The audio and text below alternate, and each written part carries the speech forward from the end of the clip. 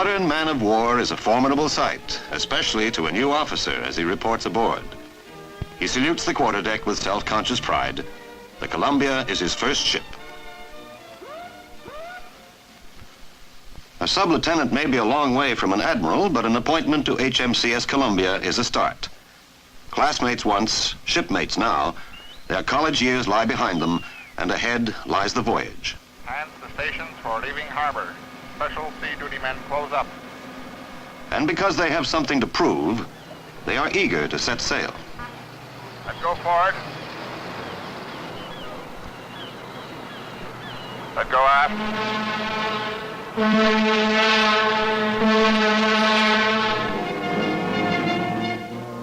Once they are at sea, the young officers will have the opportunity to prove themselves in every aspect of their long training.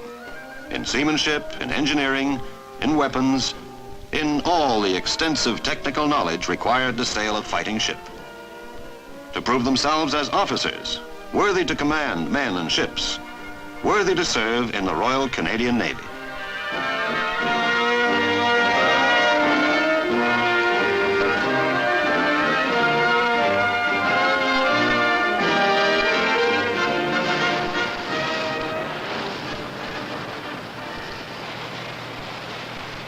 High on the mast, radar beams scan her sea room, allowing the ship to maintain speed. While below, in the wheelhouse, the helmsman steers the ship and never sees the sea. Steady on course, 143, sir. The power for her speed comes from further down, in fact, below the waterline. These different areas of the ship can be isolated from each other and sealed by doors which are watertight against flooding and fire, too. To know the ship means to be familiar with this system of damage control, for it means survival.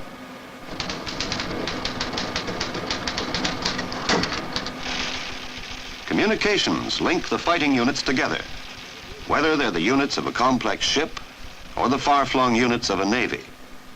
Messages are received, messages are acknowledged and sent, and their secret whispers command the fleet. But the whole purpose of a destroyer escort is her ability to engage the enemy, the invisible submarine. The men who plan the enemy's destruction don't need to see him. He appears as a point on a plotting table, while a computer records his maneuvers. So independent of the limitations of the human eye is the ship, that every weapon and every command can be directed from deep down inside her. For defense, a radar-controlled mechanism can detect planes, lock onto their course, and aim the anti-aircraft guns.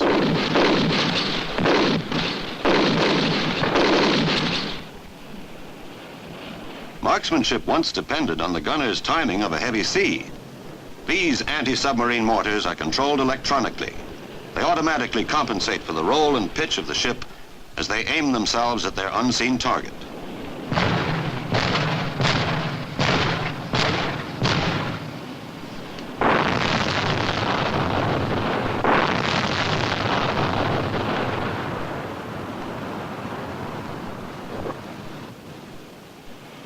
In the storerooms, the sheer size of the ship and the variety of its complex needs begins to be apparent to the new officer.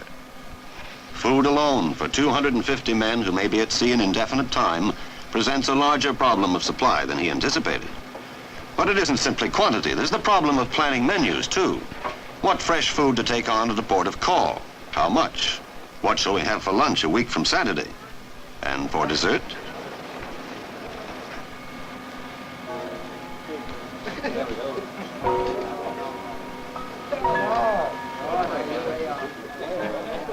Officers dine and relax in off-watch hours in the wardroom.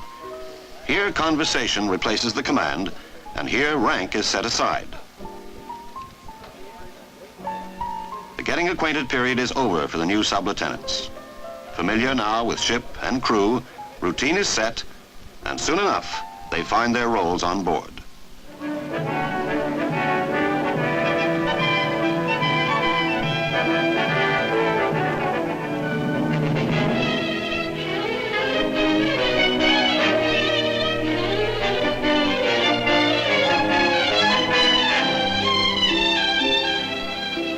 When men first sailed beyond the sight of land, navigation became important.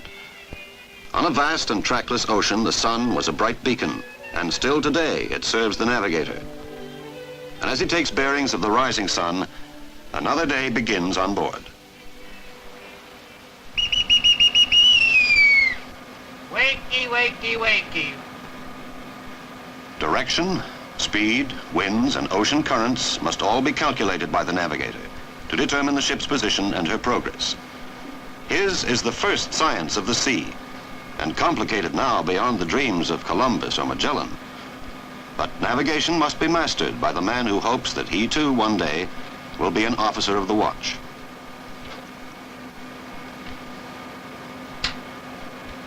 Captain, sir, officer the watch. 0700, sir. Clear morning, sunny. We're a little behind our ETA, sir. The navigating officer would like permission to increase speed to 18 knots. Very good. Carry on, please. Aye, sir.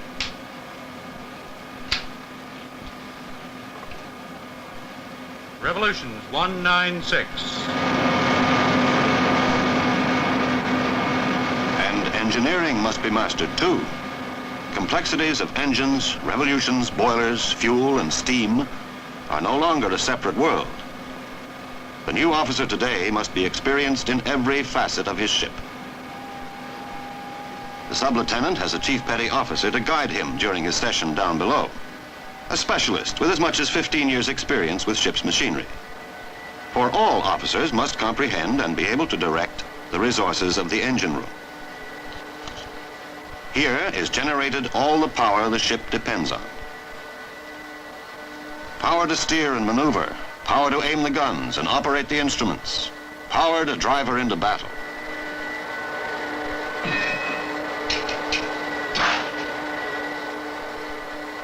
The men and their duties, the ship and all its functions are now a practical part of the new officer's experience. With the ship running smoothly and the crew geared for action, the aim of the voyage comes into view. The fleet makes their mid-ocean rendezvous. A sleek task force of destroyer escorts and the aircraft carrier Bonaventure. Aboard the carrier, there are men they know well because they were all classmates. But what they do not know yet is how to work together with these men who now fly.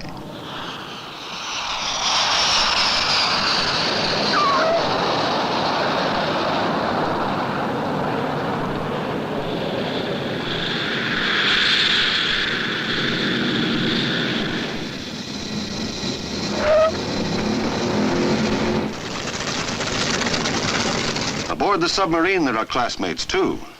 But for today, they are the enemy the fleet must hunt down. Each unit independent, all units combined, flexible and strong, and all relying on the individual man, whether he is new officer or old hand. Engine room, this is the officer of the watch. Short air is coming alongside for a jackstay transfer. Keep your revs very steady. Columbia's sister ship moves alongside in a synchronized maneuver. While giving the submarine ample head start, the two ships' captains call a conference to prepare for their working together.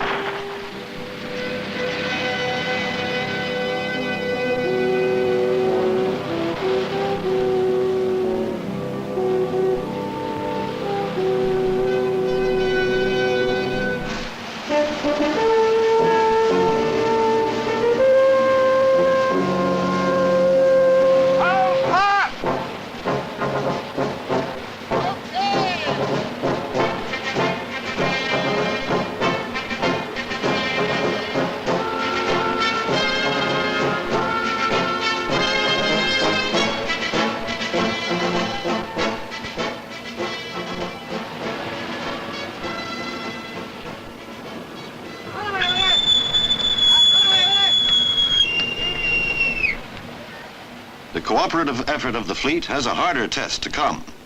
A signal advises that the submarine is now away and fair game.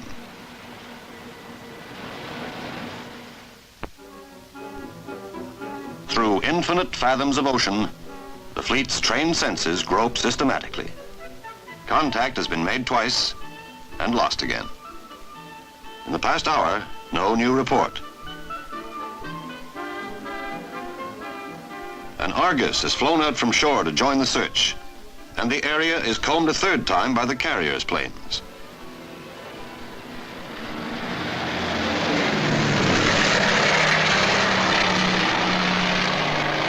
Madman, this is 235. Flash my location. One Goblin. Goblin. First degree of readiness. That means enemy submarine.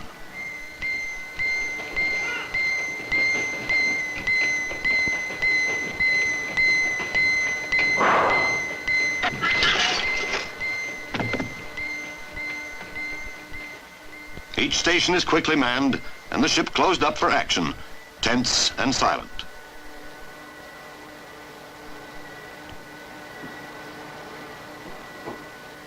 The captain assumes command in the operations room, from where he will direct the attack. Datum Alpha 1 has been established in this position, sir. Our course to close is 045, and at 25 knots, our ETA at datum will be 0936. The datum provided is the submarine's location when discovered. It is not there now, and will be at another datum still before the Columbia sonar can make contact. Come to starboard to 045 and increase to 25 knots. If his guess is right, the submarine and the Columbia will meet at the next datum. Come to starboard 045, speed 25. In pursuit of his prediction, the ship increases speed and alters course.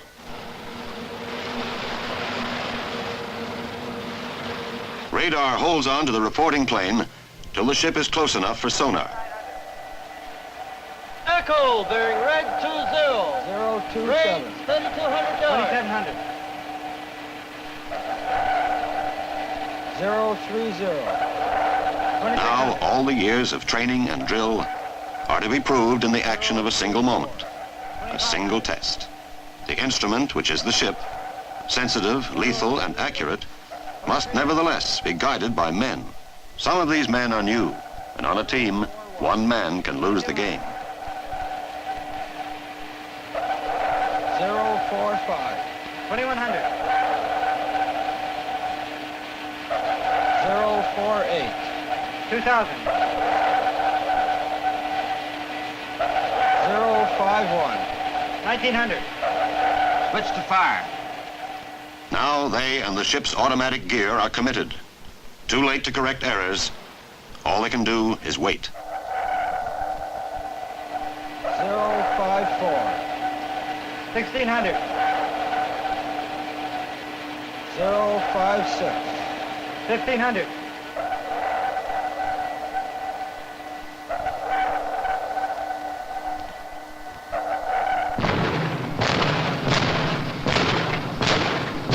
Practice charges can be heard through a submarine hull.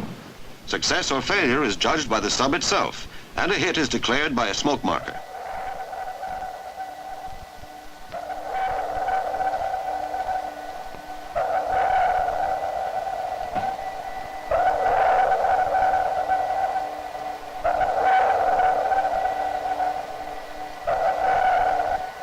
Smoke marker from sub. Well done.